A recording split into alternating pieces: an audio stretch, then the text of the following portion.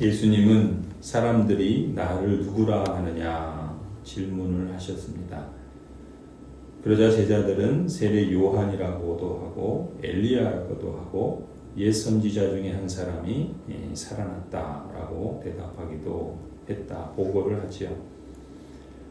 그러면 예수님께서는 제자들에게 묻습니다. 너희는 나를 누구라고 하느냐? 그때 베드로가 대답을 하지요. 하나님의 그리스도이십니다.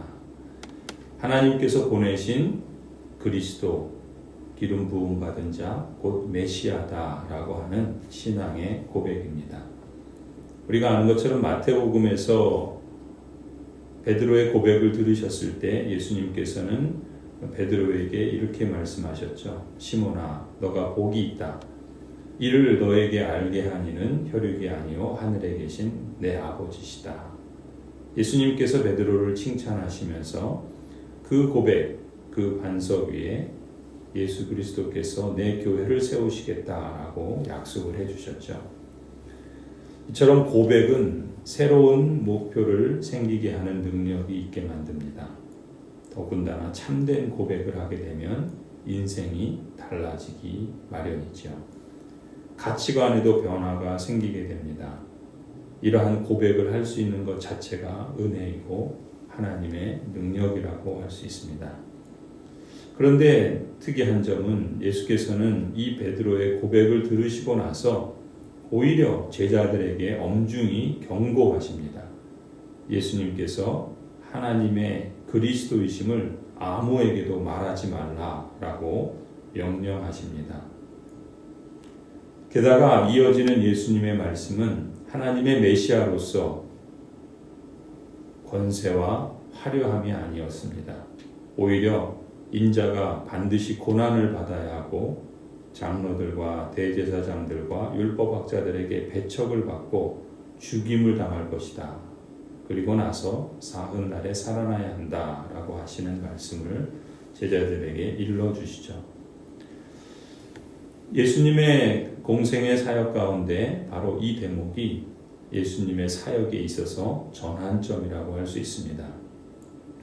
이제까지 갈릴리를 중심으로 하셨던 예수님의 사역은 그야말로 사람들의 권위를 뛰어넘는 사람들이 놀랄만한 그런 권위를 가지셨고 또 그 권위는 신적인 능력 가운데 나타난 수많은 사역들을 통해서 많은 사람들에게 큰 반향을 일으켰죠. 그래서 많은 사람들이 예수님을 따르고 좇고 또 예수님을 왕으로 그렇게 세우고자 했었습니다. 예수님께서 행하신 설교나 기적이나 귀신을 쫓아내시는 이러한 모든 일들을 통해서 예수님은 그야말로 하나님의 나라를 능력 가운데 증거하셨습니다. 이제 오늘 본문의 기점을 통해서 예수님께서는 예루살렘을 향해서 올라가십니다. 이제 제자들은 드디어 올 것이 왔다. 하나님의 나라가 완성이 되면 예수님께서 왕으로 등극하시고 이스라엘은 이제 다시금 자유를 얻게 되고 로마의 식민 지배하에서 해방이 되어서 이제 하나님의 택하신 백성들 유대인들을 높이실 것이다 라고 하는 이런 기대에 한껏 부풀어 올랐죠. 하지만 정작 예수님께서는 정반대의 말씀을 하십니다. 메시아이신 그리스도께서 고난을 받으셔야 되고 또 종교 지도자들과 정치 지도자들에게 배척을 받고 급기야는 십자가에서 죽임을 당할 것이다 라고 말씀하십니다. 이렇게 십자가로 이어지는 길이 있고 그리고 3일 만에 다시 살아나실 것이다 라고 말씀을 하시죠.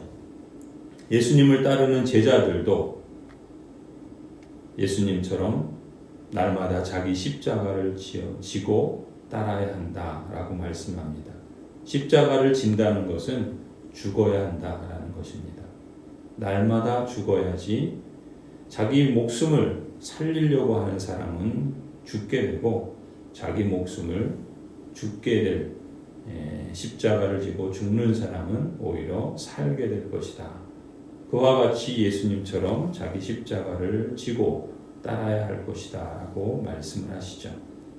이런 말을 들은 제자들의 입장에서는 그야말로 황당하고 어리둥절했을 것 같습니다. 갈릴리에서 그렇게 큰 능력과 권위로 사역하신 예수님께 이제 그날이 왔구나 잔뜩 기대를 걸었던 제자들 입장에서는 그야말로 엄청난 충격으로 다가왔을 것입니다. 예수님과 함께하면서 많이 듣고 보고 배웠지만 제자들은 예수님의 말뜻을 제대로 이해하기 어려웠습니다. 심지어 우리가 어제 보았던 것처럼 제자들은 나가서 예수님의 권능으로 사람들을 가르치기도 하고 전도도 하고 또 병을 고치기도 했지만 그러나 정작 본인들은 아무것도 알지 못하고 그러한 일을 행했던 것과 마찬가지입니다. 예수님과 함께하면서 그렇게 보고 듣고 행했지만 도대체 예수님의 뜻과는 정반대의 길을 가고 있는 이 어리석은 제자들의 모습. 예수님의 말씀이 어려웠던 것은 외국어라서 알아듣지 못한 것이 아닙니다. 자신의 기대와는 전혀 달랐기 때문이죠.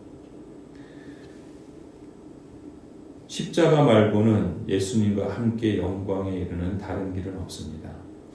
이해하지 못하고 당황하고 충격을 받았던 제자들도 예수님의 십자가와 부활을 경험한 후에야 비로소 예수님께서 하나님의 그리스도라는 고백이 갖는 의미를 제대로 깨닫게 되었던 것이죠. 그리고 마침내 자기 부인과 십자가의 길을 기꺼이 걸어가게 됩니다. 제자들도 예수님처럼 영광의 길을 걸어가게 된 것이죠. 십자가의 뒤따름을 통해서 말입니다. 제자들이 걸었던 길은 이제 우리가 걸어가는 길이 어떠한지를 미리 보여줍니다. 우리 각자는 어디에 있는가? 제자들처럼 지금 이해하지 못하고 당황하는 단계에 있는지, 그렇다면 아직 십자가와 부활을 제대로 못 만났다는 증거입니다. 자기 부인과 십자가의 길을 걷고 있는가?